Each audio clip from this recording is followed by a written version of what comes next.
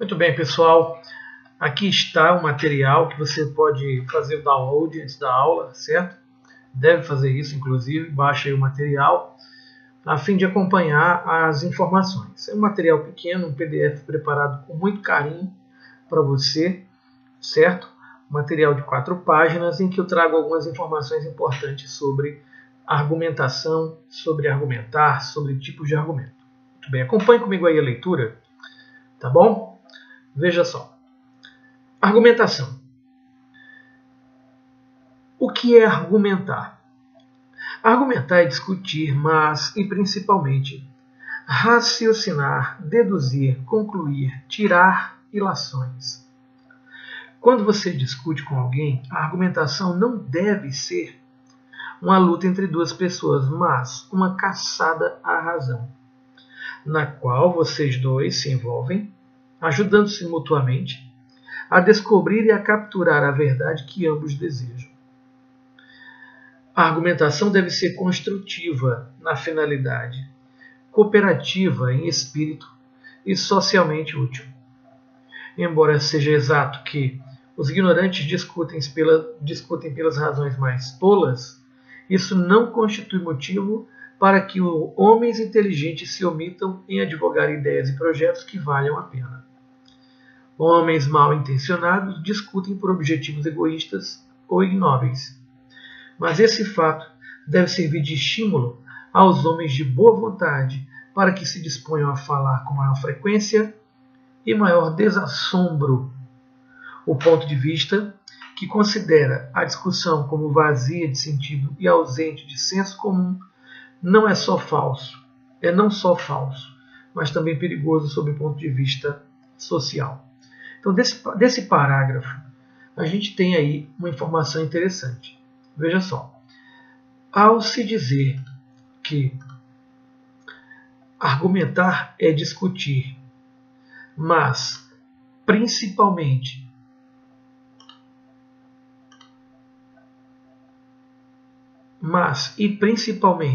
é raciocinar, é deduzir, é concluir, é tirar ilações. Preste atenção. Quando a gente discute alguma coisa relacionada a qualquer tema, a gente tende a expor o ponto de vista da gente com base em achismos. Os achismos que um tem são facilmente derrubados pelos achismos que o outro tem. Isso é o que cada um acredita. Mas, na verdade, quem acha não tem certeza. Então, se você se baseia, se você opina e baseia sua opinião em achismos, você tem uma opinião fragilizada, porque a argumentação ela não se baseia naquilo em que supostamente pode acontecer. Não. A argumentação se baseia em um conjunto de princípios que fortalecem a opinião, tornando difícil esta opinião de ser derrubada. Beleza? Então vamos continuar aqui a nossa análise. Preste atenção. Ao dizer que argumentar é discutir, é raciocinar, vamos nos prender a raciocinar. Ora, a palavra raciocinar, ela deriva de razão, de racional, ela está dentro desse campo de sentido, não é? Utilizar-se da razão para criar uma argumentação significa se utilizar de método, de metodologia, de método científico. Então, é bom ler um pouco a respeito de metodologia científica, de conhecimento científico, de conhecimento propriamente dito, para você se apropriar de informações técnicas, de meta-informações a respeito do que seja aquilo que pode ser utilizado ou não como argumento. Nessa perspectiva, tem aqui mais algumas informações. Veja só. As vantagens de argumentação, de você trabalhar com a argumentação. Inúmeras são as vantagens da argumentação. Vou citar algumas. Letra A. É um método através do qual o indivíduo pode avaliar os problemas que lhe dizem respeito dizem respeito à sua família, seus negócios e à sociedade em que vive. É um meio de criar hipóteses e experimentar conclusões. É uma técnica de emitir argumentos e opiniões com o objetivo de defender uma determinada posição. É um processo, a argumentação, de análise e crítica de todos os meios de intercâmbio de opiniões. E, por fim, mas não menos importante, é um poderoso instrumento, ou é um instrumento poderoso com aplicações proveitosas na vida individual e em sociedade. De todas as que estão aqui, nos chama mais a atenção esta vantagem bem aqui, ó, a vantagem da letra C. Por que, Adriano? Ora, porque é ela que é cobrada de nós numa prova de concurso público. Você vai ser convidado a falar sobre uma determinada situação temática, e se a redação proposta for uma redação dissertativa argumentativa, então você vai ter que apresentar seu ponto de vista a respeito de algo e argumentar em favor desse ponto de vista. Então, a argumentação nessa perspectiva é uma técnica de emitir argumentos e opiniões, com o objetivo de defender uma determinada posição. Então, você opina, você argumenta com base em determinados raciocínios, em determinado tipo de informação, para conceber aí a sua argumentação. Beleza? Agora, galera, veja só. Vamos entender também uma outra questão. Vamos entender agora quais são os tipos de argumentos com os quais nós podemos trabalhar em uma prova de concurso público. Beleza? Veja só. Tipos de argumento. Argumento de autoridade é o primeiro. Mais adiante, o argumento baseado no consenso. Os argumentos baseados em provas concretas. São 5 tipos. Os argumentos com base no raciocínio lógico. E, por fim, também não menos importante, o argumento da competência linguística. Beleza? Então vamos acompanhar aí essa sequência de informações. Prepare aí seu marca-texto, prepare aí seu caderno aí de anotações, tá bom? E vamos trabalhar. Muito bem. O argumento de autoridade é a citação de autores renomados, autoridades num certo domínio do saber, numa área da atividade humana, para corroborar uma tese, um ponto de vista. Então, aqui está a definição de argumento de autoridade. Beleza? Temos aí a definição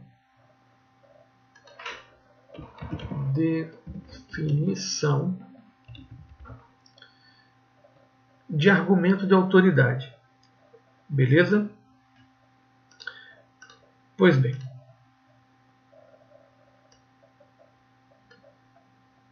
Deixa eu diminuir aqui um pouco essa letra. Propriedade, fonte, deixa eu colocar aqui tamanho 9.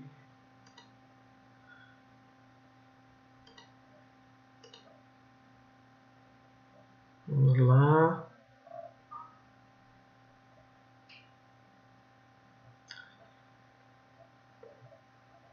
Pronto.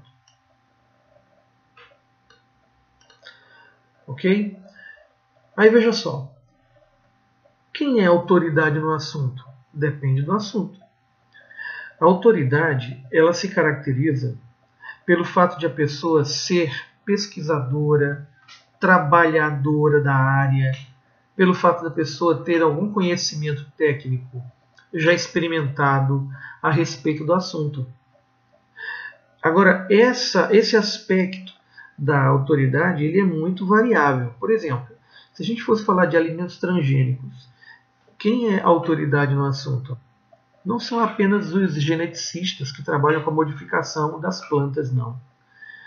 Depende do enfoque que é dado. Por exemplo, se eu for falar a respeito do preço ou do sabor, a autoridade no assunto será o consumidor, será o vendedor, será o comprador. Se eu for falar a respeito das melhorias nutritivas do alimento geneticamente modificado, não é? Aí quem é autoridade no assunto? É o geneticista, é o nutricionista que conhece um pouco da genética do alimento. Então, esse aspecto da autoridade ele é variável e a variabilidade dele está de acordo com o grau de envolvimento de quem você vai citar com o assunto aí apresentado. Ok? Agora, veja só. O uso de citações, de um lado, cria a imagem de que o falante conhece bem o assunto que está discutindo, porque já leu o que sobre ele pensaram outros autores. De outro lado, torna os autores citados fiadores da veracidade de um dado ponto de vista. Então, esta informação secundária amplia a informação que foi passada a respeito do que é um argumento de autoridade. Pois bem, pense comigo. Se eu uso as palavras de alguém para sustentar o meu posicionamento, esse alguém se torna avalista do meu posicionamento.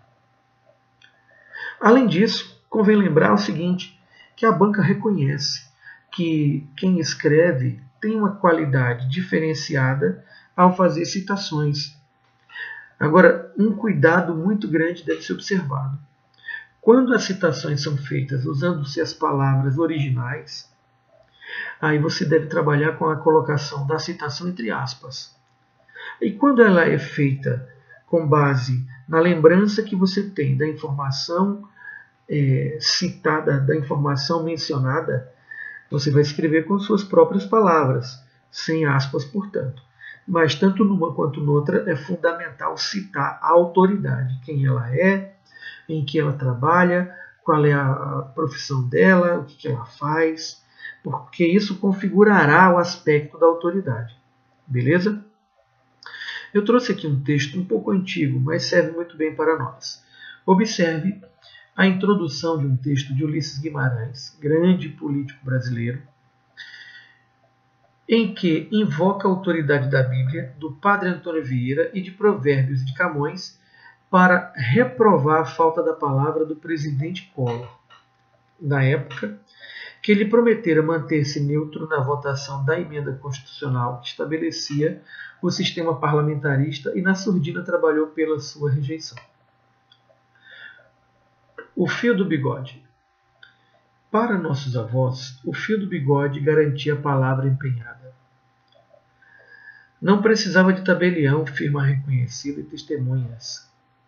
Depilou, negócio fechado.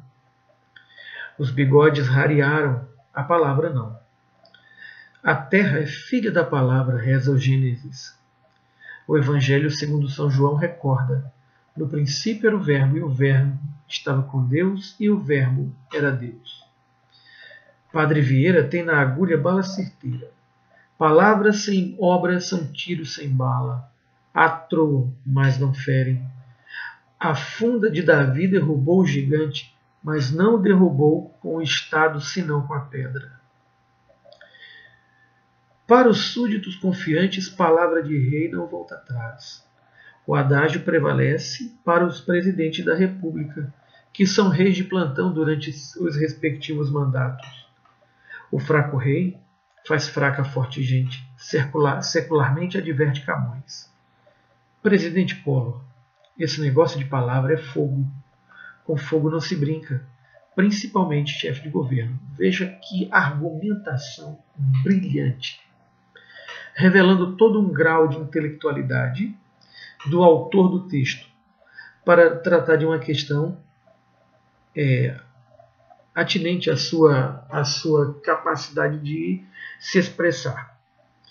Agora, convém lembrar que quando a gente traz para dentro do texto da gente uma citação, a gente traz junto com ela o contexto em que ela aconteceu. Então os contextos devem se casar.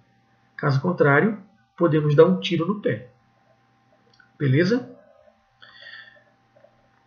Se é verdade que o argumento de autoridade tem força, é preciso levar em conta que tem efeito contrário à utilização de citações descosturadas, sem relação com o tema, erradas, feitas pela metade ou mal compreendidas. Então fica aí esse alerta, viu, galera? Fica aí esse alerta. Vou até marcar com a cor diferenciada para você não esquecer de modo algum desse detalhe, tá bom? Inclusive eu vou digitar bem aqui do lado. Não esquecer desse detalhe. Beleza? Não esquecer desse detalhe. Pois bem, deixa eu citar aqui uma situação. Certa vez, um determinado estadista foi acusado de crime de colarinho branco, né? Disseram que ele havia praticado um delito e ele exigiu o direito de resposta. Ao que foi concedido o direito de resposta. Então, ele resolveu escrever a sua defesa e encerrou a sua defesa fazendo uma citação. Vamos dar um tempinho nessa história e vamos passar para uma outra. Você já deve certamente ter ouvido falar de Jesus Cristo. Se você já ouviu falar de Jesus Cristo, então você já ouviu falar de Pedro. E se você já ouviu falar de Jesus Cristo e já ouviu falar de Pedro, você já ouviu falar da história da negação de Jesus por parte de Pedro. Jesus havia falado que Pedro o negaria por 3 vezes antes que o galo cantasse a 3ª vez, na noite em que Jesus foi preso. Pedro negou. Negou 3 vezes? Negou 3 vezes. Antes que o galo cantasse a 3ª vez? Antes que o galo cantasse a 3ª vez. Quando Pedro negou Jesus, que conhecia Jesus, era verdade? Não, era mentira. Pedro estava mentindo. Ele conhecia Jesus. Pois bem, vamos voltar para a história do moço.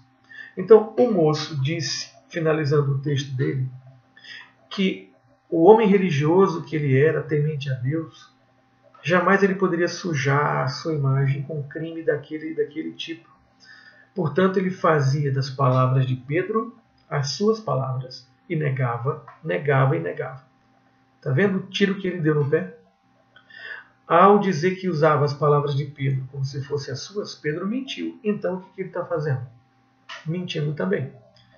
Beleza? Então, cuidado com a citação.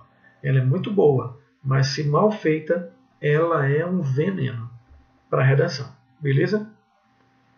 Muito bem, preste atenção. O argumento baseado no consenso. Olha o conceito.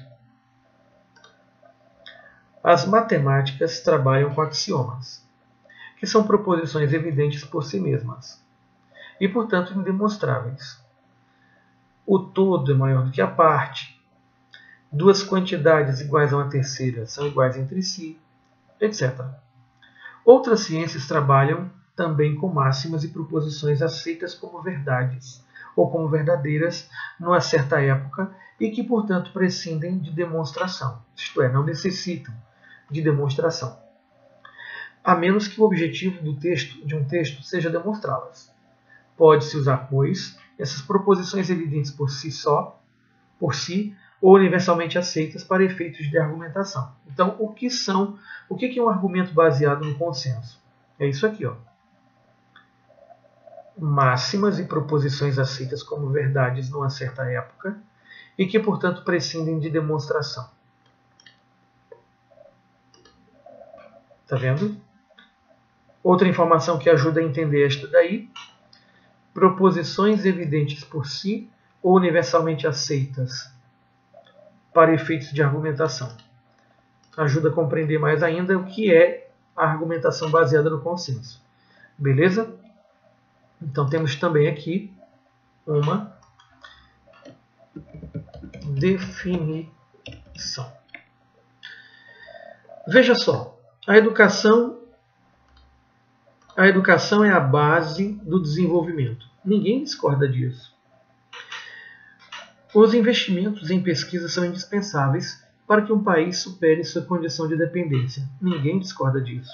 Por isso, a ideia de que são proposições evidentes por si ou universalmente aceitas. Beleza? Universalmente aceitas. Agora, com um detalhe. Veja, Bem, aqui eu vou escrever para você. Cuidado. Por que cuidado? Por conta desse detalhe bem aqui. Não se deve, no entanto, confundir argumento baseado no consenso com lugares comuns. O que são lugares comuns? São informações carentes de base científica, de validade, portanto, discutível. É preciso muito cuidado para distinguir o que é uma ideia que não mais necessita de demonstração e a enunciação de preconceitos do tipo brasileiro é indolente, preguiçoso, a AIDS é um castigo de Deus, só o amor constrói. Então, essas frases, elas trabalham em cima de proposições que não são necessariamente aceitas por todos. Além disso, traduzem uma carga de preconceito. Beleza? Então, muito cuidado. É preciso muito cuidado para distinguir o que é uma ideia que não mais necessita de demonstração e uma enunciação de preconceitos. Muito cuidado. Beleza, galera? Portanto, você pode até evidenciar o argumento de consenso usando determinados tipos de expressões. Por exemplo, expressões como todos sabem que, ou ainda, é sabido por todos que, outra,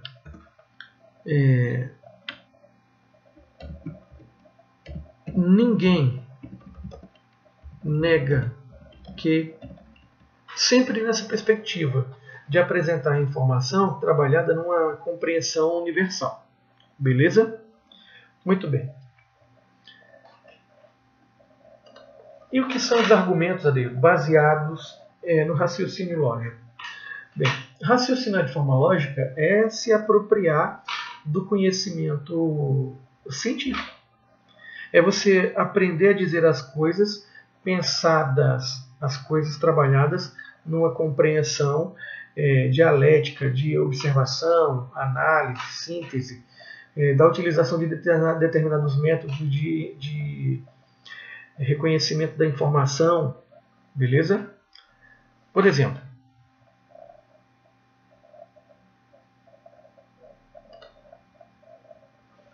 veja só. Vamos dar um saltinho para argumentos baseados no raciocínio lógico, depois a gente volta para provas concretas. Argumentos com base no raciocínio lógico.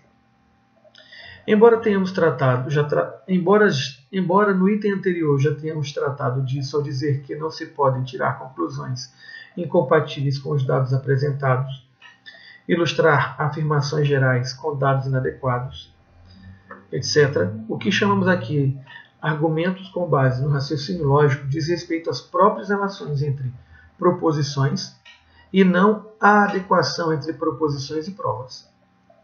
Como assim, Adeildo? Veja, se eu estou dizendo que algo é condição para que uma coisa aconteça, isso é um raciocínio lógico.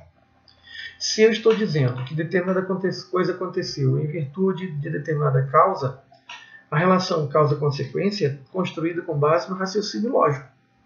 Beleza? Outro tipo de raciocínio.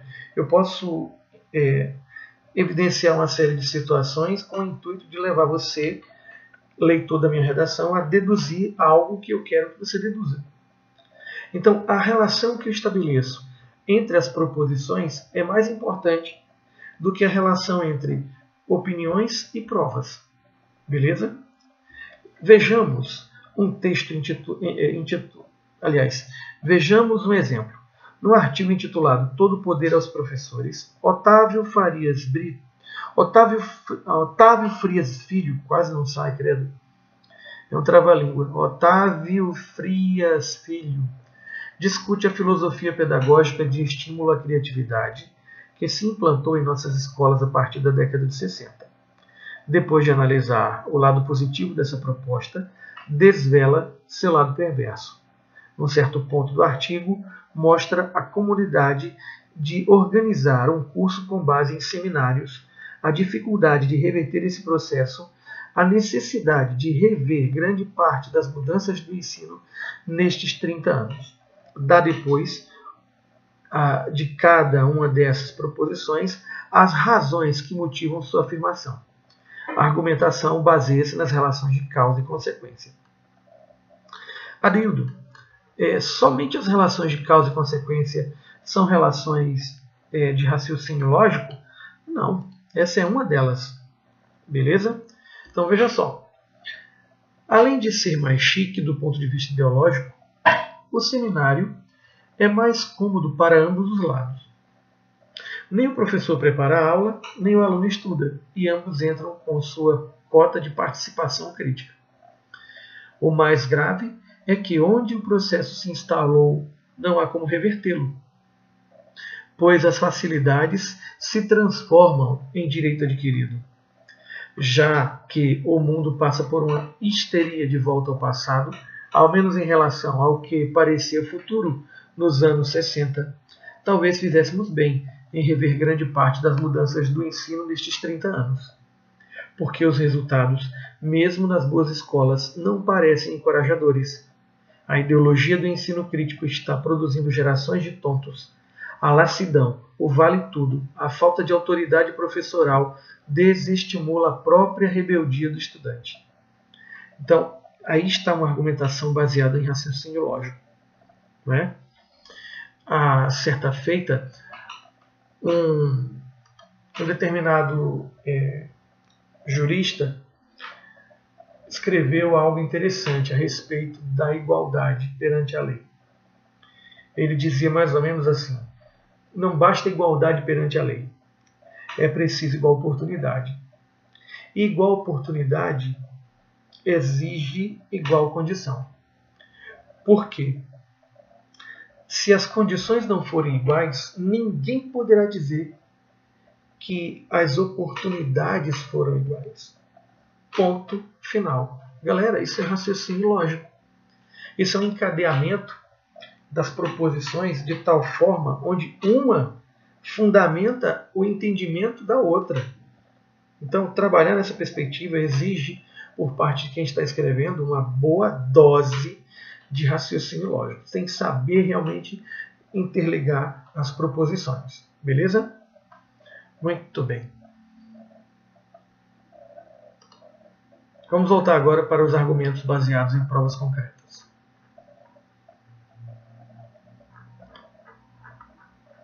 Argumentos baseados em provas concretas. As opiniões pessoais expressam apreciações, pontos de vista, julgamentos que exprimem aprovação ou desaprovação. No entanto, elas terão pouco valor se não vierem apoiadas em fatos. É muito frequente que, em campanhas políticas, fazerem-se acusações genéricas contra candidatos, incompetente, corrupto, ladrão, etc. O argumento terá mais peso se a opinião estiver embasada em fatos comprobatórios. Por exemplo, esse texto, elaborado por Platão e Fiorin, no livro Lições de Texto, quando foi elaborado a uma época em que isso era atualidade. Hoje, talvez falaríamos de outros políticos. Mas veja só, serve a exemplificação. Se dissermos, a administração de Fleury foi ruinosa para o estado de São Paulo. Ponto. Um partidário do ex-governador poderá responder simplesmente que não foi. No entanto, se dissermos, a administração de Fleury foi ruinosa para o estado de São Paulo, porque deixou dívidas junto ao Banespa de 8,5 bilhões de dólares, porque deixou de pagar os fornecedores, porque acumulou dívidas de bilhões de dólares, porque inchou a folha de pagamento do Estado com nomeações de afiliados políticos, porque desestruturou a administração pública, etc. O partidário do ex-governador, para argumentar, terá que responder a todos esses fatos. Olha a diferença entre opinar simplesmente e opinar sustentando a informação com base em argumento. Está vendo? Eis aí a grande diferença. Então preste atenção. Os dados apresentados devem ser pertinentes, suficientes, adequados e fidedignos. Esses 4 pontos intrínsecos, indissociados, constituem as qualidades de um argumento. De um argumento com base em provas concretas. Beleza? Então convém lembrar aqui essa informação. Opa!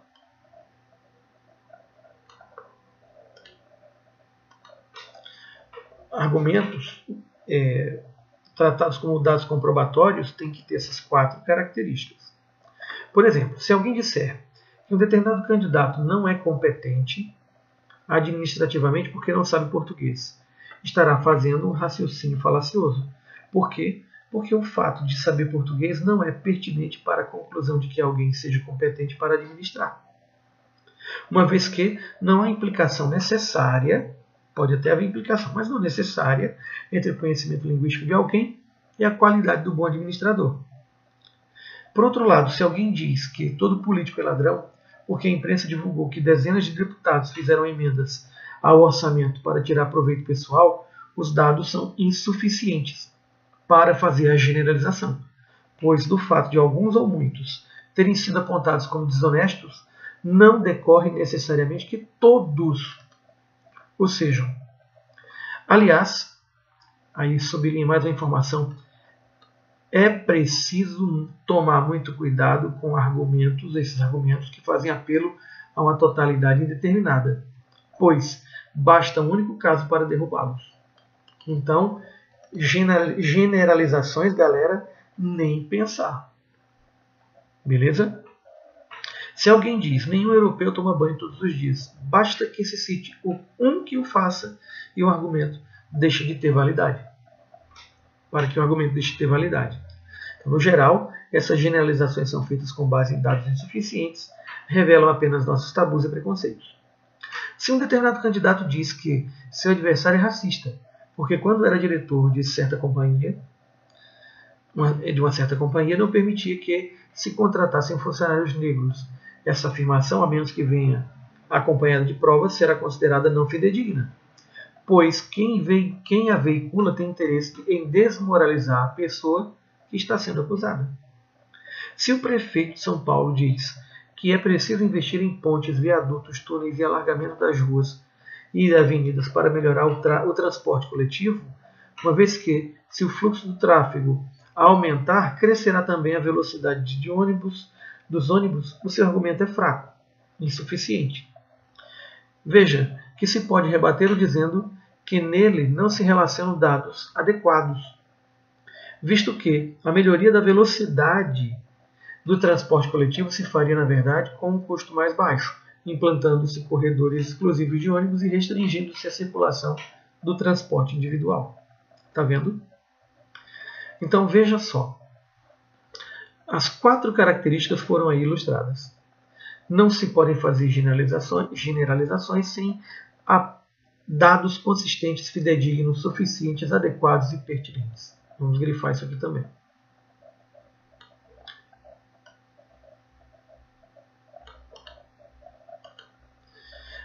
E o que são provas concretas? Está aqui, ó. Provas concretas podem ser cifras, estatísticas, dados históricos, fatos da experiência cotidiana, etc. Aqui está a definição.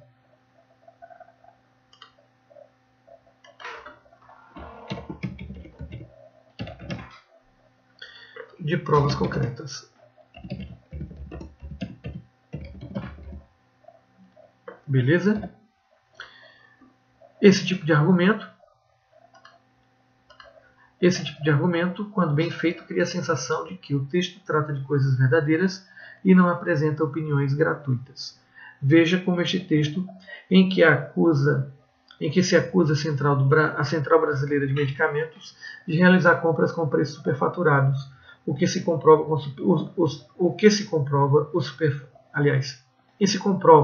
o superfaturamento com publicações do Diário Oficial e com notas de empenho assinadas pelo presidente do órgão. Veja só. É o que acaba de fazer com o dinheiro da Central de Medicamentos Antônio Carlos dos Santos, presidente dessa estatal, apanhado em flagrante de compras irregulares com custo bilionário. O leitor que me desculpe, mas se trata ainda da compra de 1.600 litros de inseticida por, olha o número, 1.000, milhão, bilhão, trilhão. 2 trilhões 169 milhões, bilhões 115 milhões, aliás, milhão, né? 2 milhões 169 mil, 2 bilhões, aliás, desculpa a leitura do numeral, tá bom? 2 bilhões 169 milhões 115 mil e 200 reais. Olha só o tamanho do valor desse inseticida, meu amigo. Ao preço, portanto, de R$ 1.355.697 por litro. Meu amigo, só se isso aqui foi inseticida para matar extraterrestre. Pelo amor de Deus. Notícia cuja veracidade está comprovada no Diário Oficial, de 19 de abril, e na nota de empenho em que o presidente do certame liberou a verba. Beleza? Tudo bem? Vamos adiante. Afirmações generalizantes exigem dados ou fatos que lhes sirvam de suporte. Por outro lado, não se podem fazer generalizações indevidas. Um tipo de generalização indevida é tomar o que é acidental, ou seja, acessório, ocasional, como se fosse essencial. Isto é, inerente e necessário.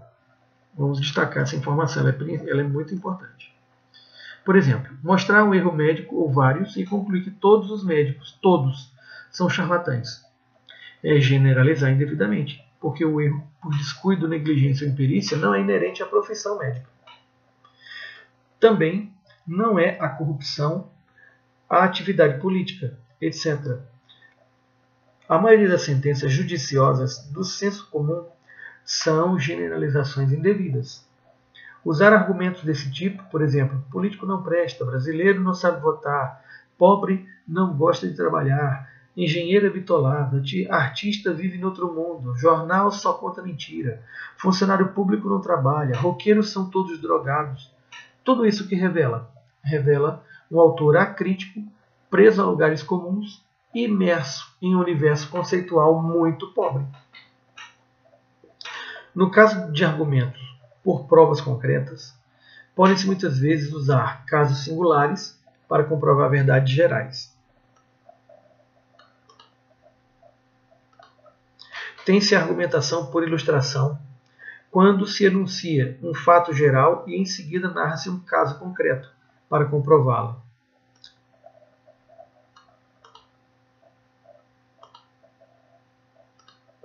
Na argumentação pelo exemplo, parte-se de um exemplo concreto e daí se extrai uma conclusão geral. Outra forma de argumentar com base em provas concretas. Temos o primeiro caso, quando se diz que, no Brasil, há políticos que se valem de fraude para eleger-se. Em seguida, conta-se o caso de um esquema montado por um candidato a deputado para alterar os mapas eleitorais durante as apurações. Mas quando você diz a políticos, você não disse todos os políticos. Beleza? Não houve generalização. Nesse caso, o que não pode é dar à afirmação geral um alcance que a ilustração não permite. Isso seria extrapolação. Por exemplo, se tivéssemos dito que todos os deputados se valem de fraude para eleger-se, a ilustração como um único caso não serviria para compor o alcance da proposição geral. Temos a argumentação pelo exemplo quando partimos de casos de fraude contra a Previdência para chegar à conclusão ou à afirmação de que o sistema previdenciário brasileiro está sujeito a esse tipo de ilícito e por isso precisa passar por profundas reformulações saneadoras. Nesse tipo de argumento ou de argumentação, é preciso cuidado para não chegar a generalizações indevidas, a conclusões que nada têm a ver com os fatos relatados, a conclusões que são contrárias aos fatos relatados. Vamos dar apenas um exemplo. O narrador conta que foi a uma festa onde não conseguiu conversar com ninguém, não se divertiu, ficou sozinho e em seguida diz que é muito bom ir a festas, pois novos relacionamentos sempre nos enriquecem. Nessa festa ele deve ter fumado alguma coisa estragada, meu amigo, para ele no final dizer isso. Não tem nenhuma relação com o que aconteceu. E às vezes esse tipo de erro gravíssimo ocorre dentro da redação da gente. Então, para fechar essas informações, vamos verificar agora o argumento baseado na competência linguística. Em muitas situações de comunicação, discurso político, religioso, pedagógico, etc., deve-se usar a variante culta da língua. O modo de dizer dá confiabilidade. Olha só, galera, veja que coisa. O modo de dizer dá confiabilidade ao que se diz. Galera, isso é a definição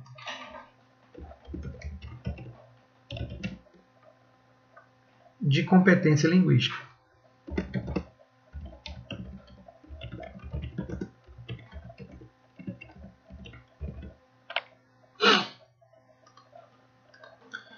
Beleza? Então, utilizar também um vocabulário adequado à situação de interlocução dá credibilidade às informações veiculadas. Olha a informação ampliada aí.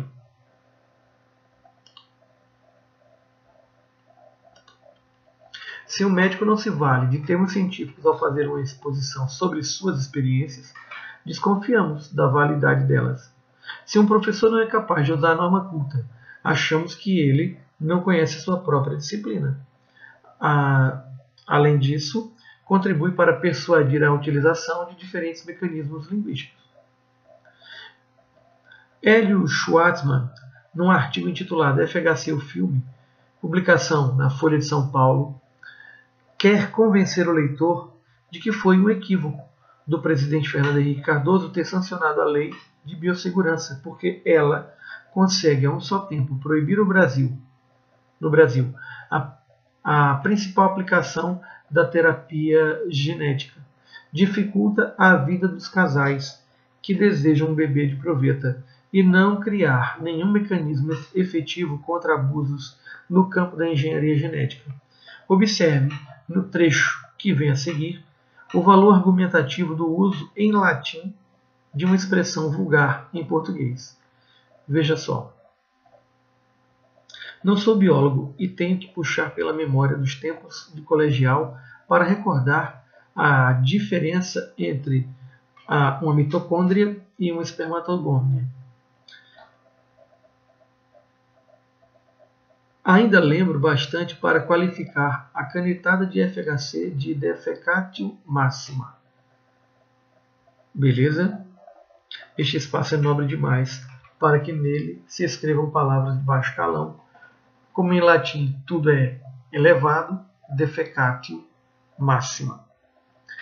Muito bem, galera. Essas são informações gerais a respeito dos tipos de argumento. Fica aí o material para você se aprofundar um pouquinho mais em pesquisas a respeito disso. Há outros tipos de argumentos além desses. Esses são os mais comuns. Beleza? Então, aquele abraço e qualquer dúvida, entre em contato. Ok? Até a próxima aula.